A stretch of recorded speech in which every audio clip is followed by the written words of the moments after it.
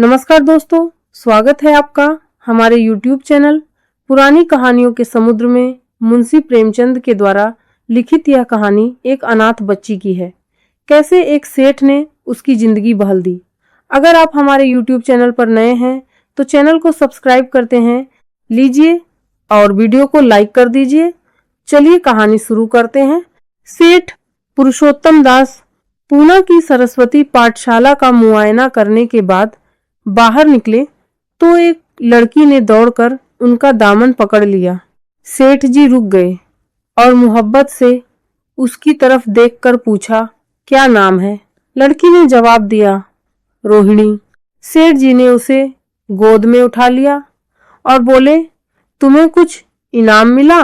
लड़की ने उनकी तरफ बच्चों जैसी गंभीरता से देखकर कहा, तुम चले जाते हो, मुझे रोना आता है, मुझे भी साथ लेते चलो। सेठ जी ने हंसकर कहा, मुझे बड़ी दूर जाना है, तुम कैसे चलोगी? रोहिणी ने प्यार से उनकी गर्दन में हाथ डाल दिए और बोली, जहाँ तुम जाओगे वहीं मैं भी चलूंगी, मैं तुम्हारी बेटी हूँ। मदरसे के अफसर ने आगे बढ़कर कहा, इसका बाप नहीं रहा, माँ कपड़े सीती है, बड़ी मुश्किल से गुजर होती है। सेठ जी के स्वभाव में करुणा बहुत थी। यह सुनकर उनकी आंखें भर आईं। उस भोली प्रार्थना में वह दर्द था जो पत्थर जैसे दिल को पिघला सकती है। बेबसी और यतीमों को इससे ज्यादा दर्दनाक ढंग से जाहिर करना नामुमकिन था। उन्होंने सोचा, इस नन्हे से दिल में न जाने क्या अरमान होंगे। सेठ जी ने रोहिणी को प्यार से गले लगा लिया और बोले, अच्छा, मैं तुम्हें अपनी बेटी बनाऊंगा, लेकिन खूब जी लगाकर पढ़ना। अब छुट्टी का वक्त आ गया है, मेरे साथ आओ, तुम्हारे घर छोड़ दो। यह कहकर उन्होंने रोहिणी को अपनी मोटर कार में बिठा लिया। रोहिणी ने बड़े इत्मीनान और गर्व से अपनी सहेलियों की तरफ देखा। उसकी बड़ी बड़ी आंखें खुशी से चमक रही थीं और चेहरा चांदनी रात की तरह खिला हुआ था। सेठ ने रोहिणी को बाजार की खूब सैर कराई और कुछ उसकी पसंद से, कुछ अपनी पसंद से बहुत सी चीजें खरीदी। यहाँ तक कि रोहिणी बातें करते करते कुछ थक सी गई और खामोश हो गई। उसने इतनी चीजें देखी और इतनी बातें सुनी कि उसका जी भर गया। शाम होते होते रोहिणी के घर पहुंचे और मोटर कार से उतरकर रोहिणी को अब कुछ आराम मिला। दरवाजा बंद था। उसकी माँ किसी ग्राहक के घर कपड़े देने गई थी। रोहिणी ने अपने तोहफों को उलटना पलटना शुरू किया। खूबसूरत रबड़ के खिलौने, चीनी की गुड़िया जरा दबाने से चूं चूं करने लगती और रोहिणी यह प्यारा संगीत सुनकर फूली न समाती थी। उसे उन चीजों के पाने की जितनी खुशी थी, उससे ज्यादा उन्हें अपनी सहेलियों को दिखाने की बेचैनी थी। सुंदरी के जूते अच्छे सही, लेकिन उनमें ऐसे फूल कहाँ हैं, ऐसी गुड़िया उसने कभी देखी भी न होंगी। इन ख्यालों से उसके दिल में उमंग भर आई और वह अपनी मोहिनी आवाज में एक गीत गाने लगी। सेठ जी दरवाजे पर खड़े इन पवित्र दृश्य का हार्दिक आनंद उठा रहे थे। इतने में रोहिणी की माँ रुक्मिणी कपड़ों की एक पोटली लिए हुए आती दिखाई दी। रोहिणी ने खुशी से पागल होकर एक छलांग भरी और उसके पैरों से लिपट गई। रुक्मिणी का चेहरा पीला था, आंखों में हसरत और बेबसी छिपी हुई थी। गुप्त चिंता का सजीव चित्र मालूम होती थी, जिसके लिए जिंदगी में कोई सहारा नहीं है। मगर रोहिणी को जब उसने गोद में उठाकर प्यार से चूमा तो जरा देर के लिए उसकी आंखों में उम्मीद और जिंदगी की झलक दिखाई दी। मुरझाया हुआ फूल खिल गया। बोली, आज तू इतनी देर तक कहाँ रही? मैं तुझे ढूंढने पाठशाला गई थी।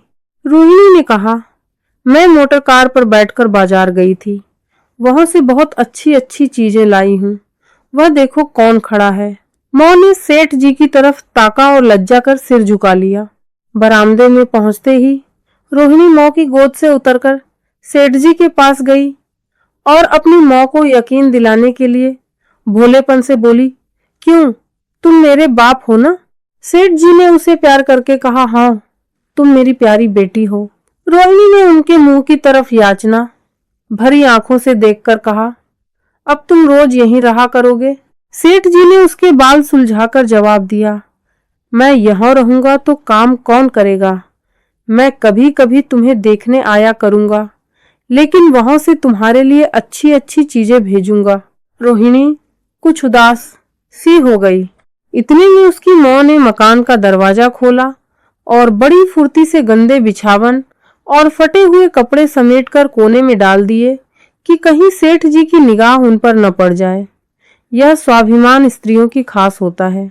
रुक्मिणी अब इस सोच में पड़ी थी कि मैं इनकी क्या खातिर दरी करूं। उसने सेठ जी का नाम सुना था।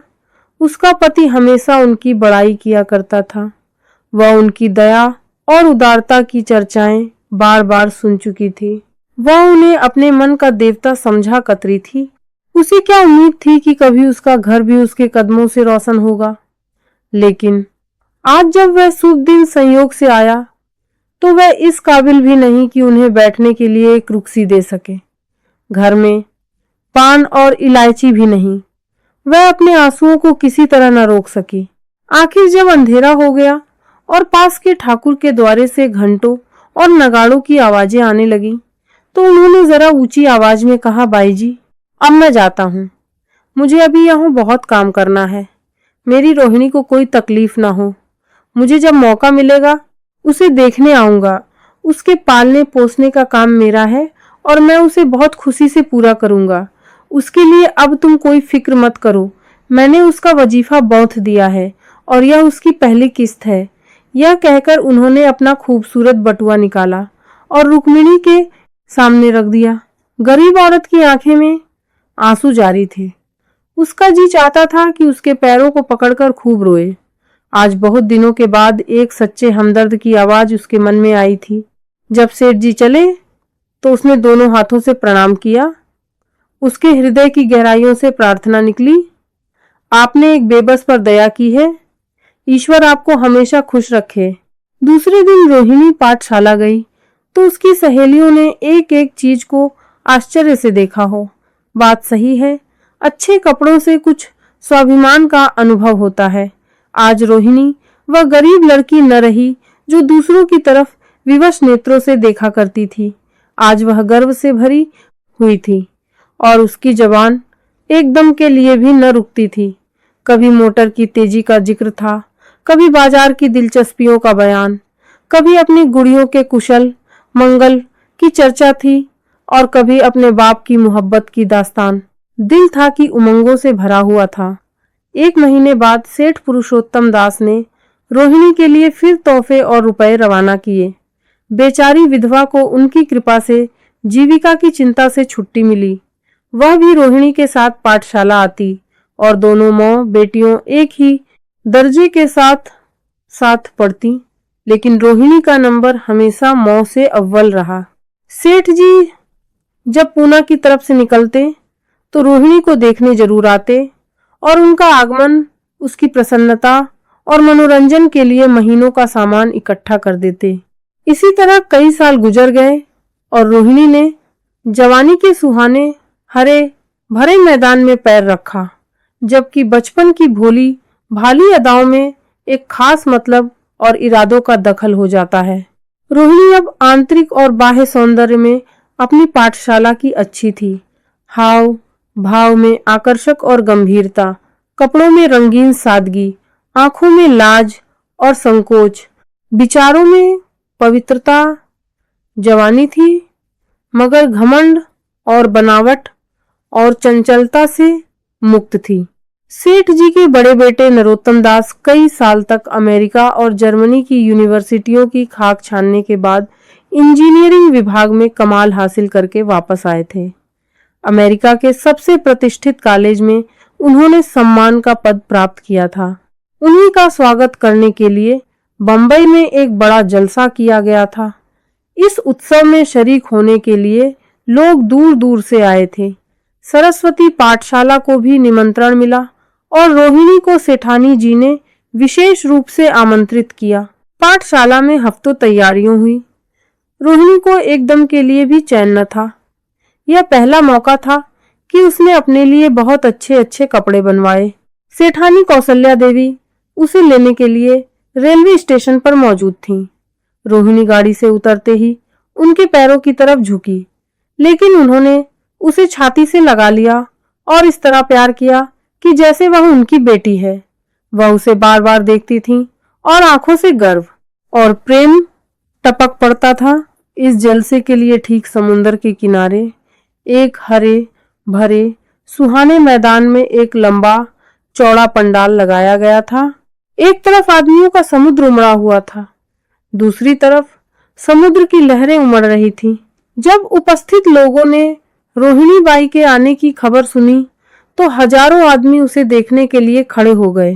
यही तो वह लड़की है जिसने अब की शास्त्री की परीक्षा पास की है, जरा उसका दर्शन करना चाहिए। अब भी इस देश की स्त्रियों में ऐसे रतन मौजूद हैं। भोले भाले देश प्रेमियों में इस तरह की बातें होने लगीं। शहर की कई प्रतिष्ठित महिलाओं ने आकर रोहिणी को गले लगाया और आपस में उसके सौंदर्य और उसके कपड़ों की चर्चा होने लगी। आखिर पुरुषोत्तम दास तशरीफ लाए। हालांकि वह बड़ा शिष्ट और गंभीर उत्सव था, लेकिन उस वक्त दर्शन की उत्कंठा पागलपन की हद तक जा पहुंची थी। एक भगदड़ सी मच गई। कुर्सियों की कतारें गड़बड़ हो गईं। कोई कुर्सी पर खड़ा हुआ, कोई उसके हथों पर। कुछ मंचले लोगों ने शामियाने की रस्सियां पकड़ी और उन पर जा लटके कई मिनट तक यही तूफान मचा रहा। कहीं कुर्सियां टूटी, कहीं कुर्सियां उलटी, कोई किसी के ऊपर गिरा, कोई नीचे। तब बांसुरी की सुहानी आवाजें आने लगीं। रोहिणी ने अपनी मंडली के साथ देश प्रेम में डूबा हुआ गीत शुरू किया। सारे उपस्थित लोग बिल्कुल शांत थे और उसकी उत्साह भरी आवाज दिलों पर एक नशा जैसा पैदा कर रही थी। गाने के बाद विभिन्न संस्थाओं की तरफ से अभिनंदन पेश हुए और तब नरोत्तम दास लोगों को धन्यवाद देने के लिए खड़े हुए। लेकिन उनके भाषण से लोगों को थोड़ी निराशा हुई, क्योंकि सार्वजनिक सभा के सामने खड़े होते ही शब्द और विचार दोनों ही उनसे बेवफाई कर जाते थे। उन्होंने बड़ी बड़ी मुश्किल से धन्यवाद के कुछ शब्द कहे और अपनी सीट पर आकर बैठ गए। अब जलसा खत्म होने का वक्त आया। वह रेशमी हार जो सरस्वती पाठशाला की ओर से भेजा गया था, मेज पर रखा हुआ था। उसे हीरो के गले में कौन डाले? प्रेसिडेंट ने महिलाओं की पंक्ति की ओर नजर दौड़ाई। चुनने वाली आंख रोहिणी पर पड़ी और ठहर गई। उसकी छाती धड़कने लगी, लेकिन उत्सव के सभापति के आदेश का पालन आवश्यक था। वह सर झुकाए हुए मेज के पास आई और कौपते हाथों से हार को उठा लिया। एक क्षण के लिए दोनों की आंखें मिली और रोहिणी ने नरोत्तम दास के गले में हार डाल दिया। दूसरे दिन सरस्वती पाठशाला के मेहमान विदा हुए, लेकिन कौशल्या देवी ने रोहिणी को न जाने दिया। बोली, अभी तुम्हें देखने से जी नहीं भरा, तुम्हें यहाँ एक हफ्ता रहना होगा। आखिर मैं भी तो तुम्हारी माँ हूँ। एक माँ से इतना प्यार और दूसरी माँ से कुछ नहीं। रोहिणी कुछ जवाब न दे सकी। यह सारा हफ्ता कौशल्या देवी ने उसकी विदाई की तैयारियों में खर्च किया। 7वें दिन उसे विदा करने के लिए स्टेशन तक आई। चलते वक्त उससे गले मिली और बहुत कोशिश करने पर भी आंसुओं को न रोक सकी। नरोत्तम दास भी आए थे। उनका चेहरा उदास था। कौशल्या ने उनकी तरफ सहानुभूतिपूर्ण आंखों से देखकर कहा, मुझे यह तो ख्याल ही न रहा। रोहिणी क्या यहाँ से पूना तक अकेली जाएगी? क्या हर्ज है? तुम ही चले जाओ, शाम की गाड़ी से लौट आना। नरोत्तम दास के चेहरे पर खुशी की लहर दौड़ गई, जो इन शब्दों में न छिप सकी। अच्छा, मैं ही चला जाऊंगा। वह इस फिक्र में थे कि देखें विदाई की बातचीत का मौका भी मिलता है या नहीं। अब वह खूब जी भरकर अपना दर्द दिल सुनाएंगे और मुमकिन हुआ तो उस लाज संकोच को जो उदासीनता के पर्दे में छिपी हुई है मिटा देंगे। रुक्मिणी को अब रोहिणी की शादी की फिक्र पैदा हुई। पड़ोस की औरतों में इसकी चर्चा होने लगी थी। लड़की इतनी सयानी हो गई है, अब क्या बुढ़ापे में ब्याह होगा? कई जगह से बात आई। उनमें कुछ बड़े प्रतिष्ठित घराने थे, लेकिन जब रुक्मिणी उन पैमानों को सेठ जी के पास भेजती तो वे यही जवाब देते कि मैं खुद फिक्र में हूँ। रुक्मिणी को उनकी यह टाल मटोल बुरी मालूम होती थी। रोहिणी को बंबई से लौटे महीना भर हो चुका था। एक दिन वह पाठशाला से लौटी तो उसे अम्मा की चारपाई पर एक खत पड़ा हुआ मिला। रोहिणी पढ़ने लगी। लिखा था, बहन, जब से मैंने तुम्हारी लड़की को बंबई में देखा है मैं उस पर रीझ गई हूँ। अब उसके बगैर मुझे चैन नहीं है। क्या मेरा ऐसा भाग्य होगा कि वह मेरी बहू बन सके? मैं गरीब हूँ, लेकिन मैंने सेठ जी को राजी कर लिया है। तुम भी मेरी यह विनती कबूल करो। मैं तुम्हारी लड़की को चाहे फूलों की सेज पर न सुला सकूं, लेकिन इस घर का एक एक आदमी उसे आंखों की पुतली बनाकर रखेगा। अब रहा लड़का, मौ के मुंह से लड़के का बखान कुछ अच्छा नहीं मालूम होता, लेकिन यह कह सकती हूँ कि परमात्मा ने यह जोड़ी अपनी हाथों बनाई है। सूरत में, स्वभाव में, विद्या में, हर दृष्टि से वह रोहिणी के योग्य है। तुम जैसे चाहे अपना इत्मीनान कर सकती हो। जवाब जल्द देना, और ज्यादा क्या लिखूं? नीचे थोड़े से शब्दों में सेठ जी ने उस पैगाम की सिफारिश की थी। रोहिणी गालों पर हाथ रखकर सोचने लगी। नरोत्तम दास की तस्वीर उसकी आंखों के सामने आ खड़ी हुई।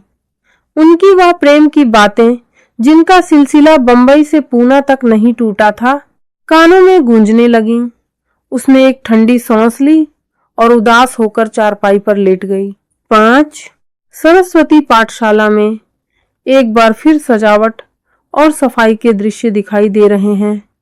आज रोहिणी की शादी का शुभ दिन। दूल्हा आया। उसे देखते ही लोग हैरत में आ गए। यह नरोत्तम दास थे। दूल्हा मंडप के नीचे गया। रोहिणी की मां अपने को रोक न सकी। उसी वक्त जाकर सेठ जी के पैर पर गिर पड़ी। रोहिणी की आंखों से प्रेम और आनंद के आंसू बहने लगे। मंडप के नीचे हवन कुंड बना था। हवन शुरू हुआ। खुशबू की लपेटें हवा में उठी और सारा मैदान महक गया। लोगों के दिलों दिमाग में ताजगी की उमंग पैदा हुई। फिर संस्कार की बारी आई। दूल्हा और दुल्हन ने आपस में हमदर्दी, जिम्मेदारी और वफादारी के पवित्र शब्द अपनी जबानों से कहे। विवाह की वह मुबारक जंजीर गले में पड़ी जिसमें वजन है, सख्ती है, पाबंदियों हैं, लेकिन वजन के साथ सुख और पाबंदियों के साथ विश्वास है। दोनों दिलों में उस वक्त एक नई बलवान आत्मिक शक्ति की अनुभूति हो रही थी। जब शादी की रस्में खत्म हो गईं तो नाच गाने का वक्त आया। सेठ जी थककर चूर हो गए थे। जरा दम लेने के लिए बागीचे में जाकर एक बेंच पर बैठ गए। उसी वक्त रोहिणी उनके पास आई और उनके पैरों से लिपट गई। सेठ जी ने उसे उठाकर गले से लगा लिया और हंसकर बोले, क्यों, अब तो तुम मेरी अपनी बेटी हो गई।